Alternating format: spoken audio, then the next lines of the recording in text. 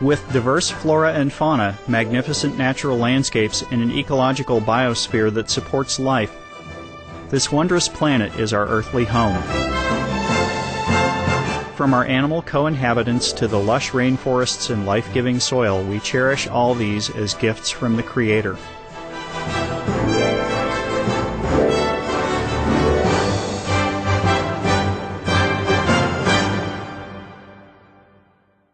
It is a common theme in the world's major faiths that during our temporary stay here we should be good stewards of Mother Earth. Throughout the years, Supreme Master Ching Hai has shared the message of leading a balanced life while following a spiritual path. Not only must we nourish our spirits, but we share the responsibility to care for nature and our fellow beings.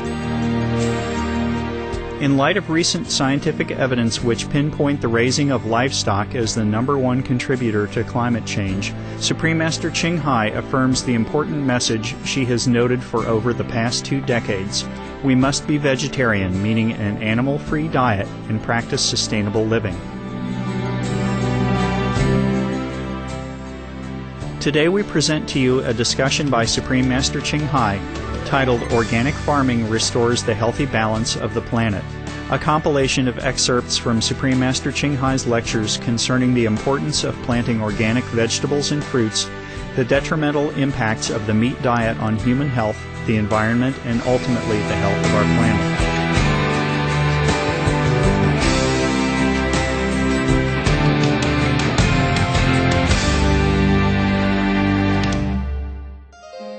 Supreme Master Ching Hai's lectures are not a complete meditation instruction. Please do not try alone. For free of charge guidance, please visit www.godsdirectcontact.org or contact any of our centers near you.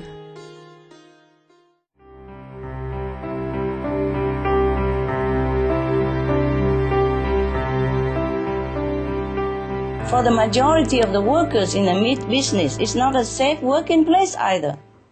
It's one of the most dangerous jobs, with some of the highest rates of injury and exposure to chemicals and diseases like influenza, swine flu, bird flu, etc., etc.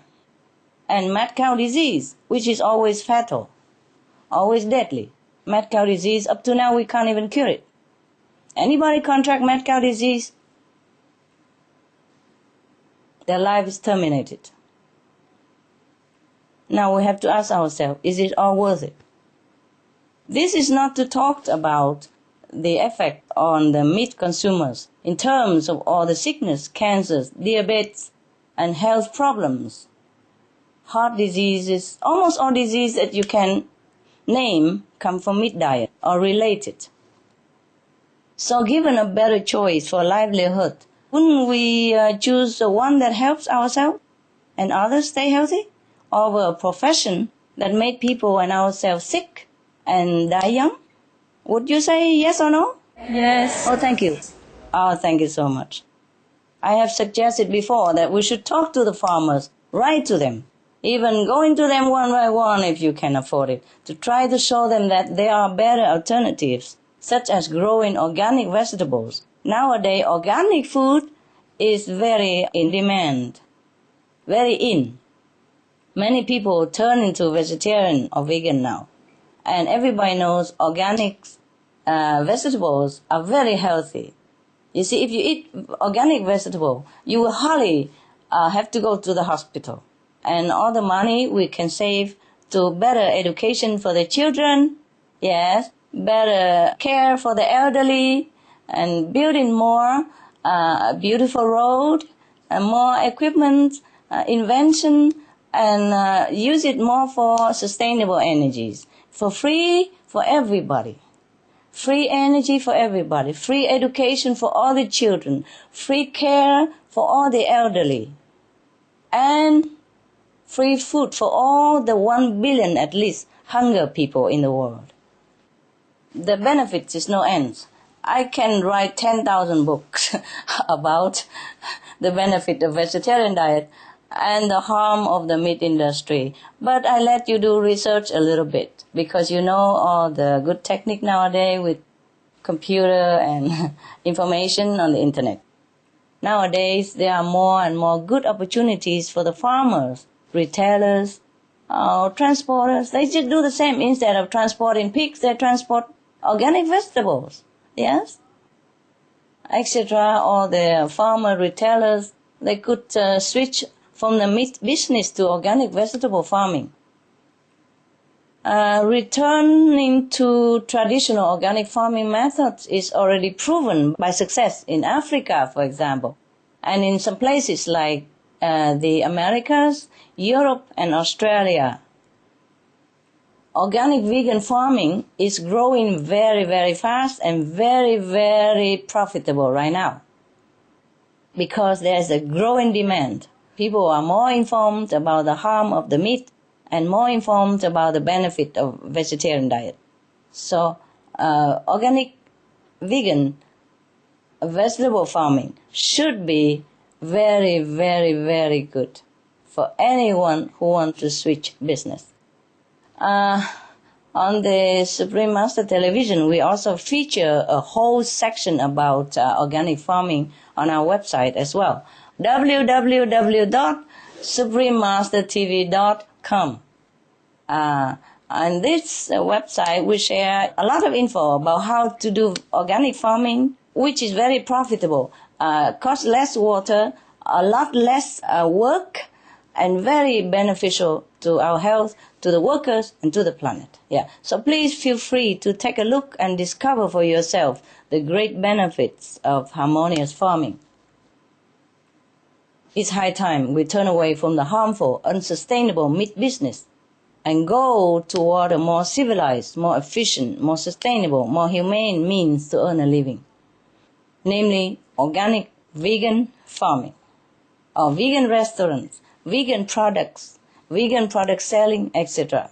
Everything to do with compassionate living is good for you, and it's pleasing to heaven, and it will save the planet. It's not just good business, it will save the planet, and it will save countless lives, now and in the future, including the one involved in the meat business. That's why the Buddha named the meat business as one of the 5 businesses that people should not engage in. Do you want to know another 4 as well? Yes. Yes. Okay. The meat business is a bad business. It's very bad for you. And the other 4 are a business in weapons, business in human traffickings, business in intoxicants, and business in poison. All these harmful business are bad for you now and in the future. Some of the diseases related to meat consumption and or production: rabies, anthrax, sleeping sickness, Q fever, norovirus, swine flu, Ebola reston virus. Cured meats and fish increase leukemia risk in children. Antibiotic-resistant superbug infections from a strain of Staphylococcus aureus. Blue tongue disease, E. coli, salmonella. Bird flu, mad cow disease or Creutzfeldt-Jakob disease, 90% of the population at risk.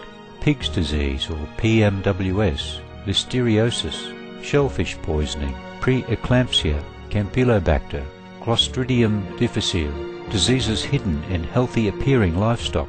Some of the costs of meat eating. Infertility. Eating just 1 serving of meat per day increases the risk of women's infertility by 32%, with additional meat consumption increasing the risk. Heart disease. Over 17 million lives lost globally each year. Cost of cardiovascular disease is at least $1 trillion a year. Cancer. Increased childhood cancers and adult reproductive cancers from hormones in meat. Colon rectal cancer. Over 1 million new colon cancer patients diagnosed each year, more than 600,000 colon cancer-related mortalities annually. In the United States alone, colon cancer treatment costs about $6.5 billion. Millions of people are newly diagnosed with other meat-related cancers every year. Diabetes. 246 million people are affected worldwide. An estimated $174 billion spent each year on treatment in just the United States.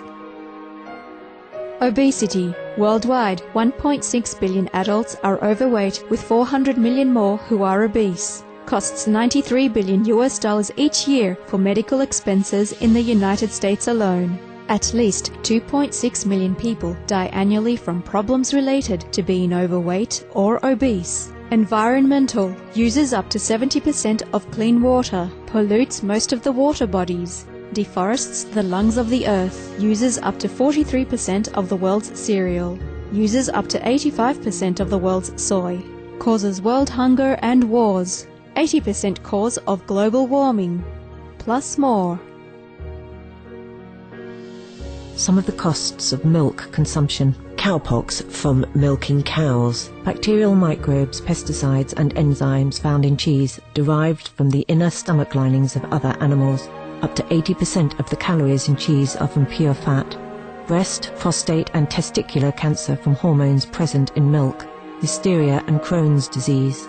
Hormones and saturated fat leads to osteoporosis, obesity, diabetes and heart disease. Linked to higher incidences of multiple sclerosis. Classified as a major allergen. Lactose intolerance. Plus more. For help quitting, please visit. For more urgent information, please visit www.suprememastertv.com/killers.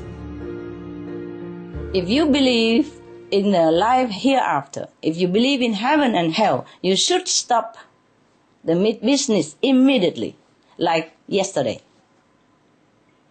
Because nothing good awaits you in the life after if you cause suffering to others, be it human or animals.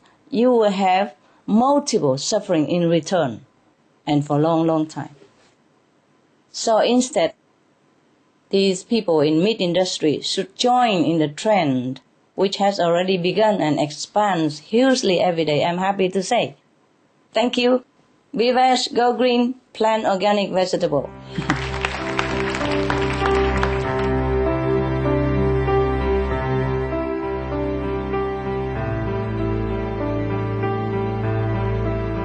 지구온난화 방지를 위해 전 인류가 채식 중심으로 식생활 문화를 바꿔야 한다는 칭하이 무상사님의 말씀에 공감합니다.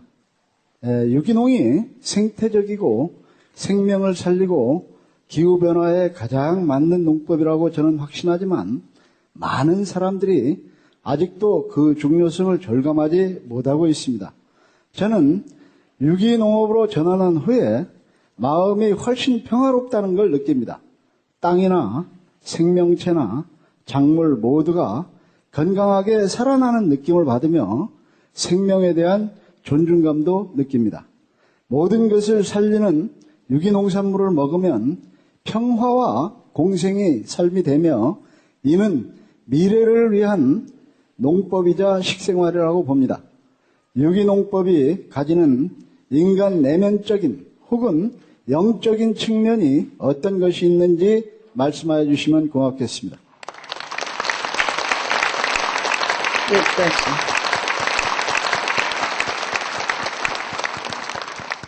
Good question, Mr. Kim. 감사합니다. Good question. Thank you so much for this thoughtful question. When you speak about organic farming and the earth, your love for living beings is very clear and evident. So you have already conveyed some of the inner spiritual aspect of organic farming through your deep care. That really is the most important principle, the love for all beings. But we can talk about it to perhaps clarify a little bit more. Of course, when we say organic farming, we are talking about vegan. Fruit, vegetables, legumes, and other plants only, no animal product. Because this is clearly already indicate a spiritual high level of living standard. When we live and let live, when we love all beings as if we love ourselves, then that is already very highly spiritual.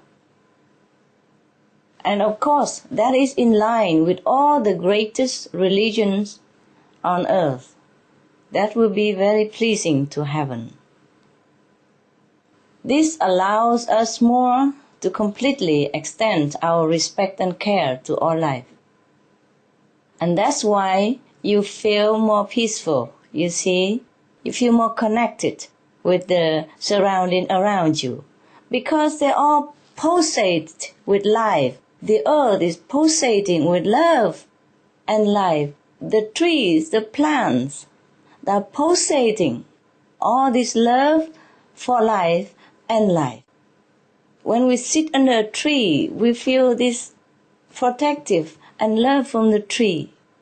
When we enjoy a delicious fruit, we feel the connectedness of this unconditional love from the tree to offer us nutrition and pleasing taste. If we are in the organic vegan trend or planting organic vegan farming method, then you will feel that more and more the love from nature, the love from the planet Earth, the love from the trees, the love from even a blade of grass, from flowers. We will feel so much love in the air that we breathe. We feel so much love from the earth that we walk on. This we cannot even explain in human language. We must feel it. I always feel it. But I can't transmit this spiritual message to other people. Everyone must experience it for himself. Once we turn into a compassionate, heaven-intended lifestyle of a vegan diet, then we will feel more and more love, more and more connected all the time, just like the way you feel. So you have your own experience to speak of and to tell people. The way you describe organic farming, Mr. Kim, sounds quite like a spiritual principle known as ahimsa, or non-violence. Ahimsa means not harming any sentient beings. Beginning with a vegan diet, organic vegan diet is the best. As we sow, so shall we reap. If we sow this benevolent seed on the earth as well as in our heart, as a vegan, we avoid all animal products. For example, most of the milk production causes suffering. First of all, because the babies of the mother cows are taken away at birth. Not many people know that, including myself before. And these babies cows will soon be killed, deprived from mother's milk and mother's love. They'll be killed as soon as they're taken away. Then the mother is forcefully hooked up to a machine that can cause tormenting pain along with illness, just so that humans can take her milk. Another example of a practice causing harm to both animals and earth is the use of chemical pesticides. If you can imagine, over 5 billion pounds of pesticides are used throughout the world each year, and only about 10% of these chemicals even reach the areas where they are intended for. So the rest, what happened? They go into the air and water, where they have been linked to everything from cancer of human and animals to oceanic dead zones. In Europe, one pesticide was found to be the reason for billions of bees dying across the continent, while others are known to make the eggshells of birds become thinner, resulting in the death of their babies because the shells cracked and break before the baby is ready to be born. Since organic vegan farming does not use pesticides and does not have anything to do with livestock raising, milk production, or any such harmful activity, It could be called a practice of compassion, in line with heaven, with values that are echoed in many spiritual paths and religious teachings, such as the follower of Buddhism and Confucianism, and it's written in their scriptures. Like the Dhammapada Sutra states, a man is not noble because he injures living creatures. He is called noble because he does not injure any living beings. And from the noble teaching of Confucianism, how does a saintly king treat animals? Is stated. He would like to see them live and cannot bear to see them die. Hearing their wails, he cannot eat their flesh, for he does not have the heart to do so. I'm just referring to two of the great religions in our world, and many other religions say the same. Hey, but I'm not here to be a priestess today and preach to the whole audience. Moreover, we don't have time. So forgive me, other religions, if I did not mention yours, but it's the same. Now, organic vegan farming also brings positive benefit to our own karma. Karma means the retribution, bad or good. So karma follows the law of the universe that says for every action there is an equal consequence. So if we injure or kill others, we could be injured or killed in return, sooner or later. Not could be, but surely be. Organic vegan farming, with its approach of causing the least harm to others, offers the least burden of bad karma. And we can even go a step further, only harvesting from plants that bear fruit, or harvest in such a way that the plant continues to grow. It is thus much better to grow our own food, as you do, Mr. Kim, so that we can, for example, pick the outer leaves of the lettuce instead of killing the entire plant. In fact, some practitioners of one religion called Jainism don't even eat root vegetables because they wish to avoid unintentional harm to the beings living in the soil, such as earthworms, which are beneficial to our farming. They are there to fertilize the soil, to air the soil so that our plants grow better, our harvest will be more abundant. They risk their lives to save ours. We should even consider their lives and spare their lives and be protective of their lives.